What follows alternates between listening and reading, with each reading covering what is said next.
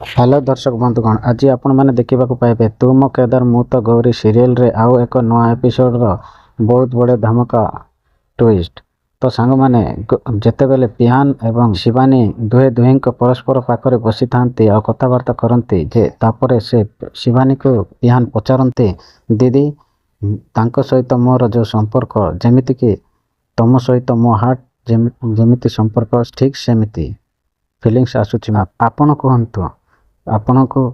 तो कहूले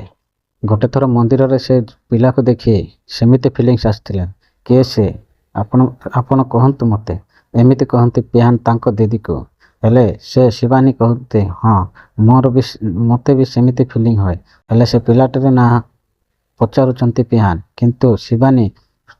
ठीक ईशान कहवा मात्र ईशान इस अर्थ कहवा मात्रे से आग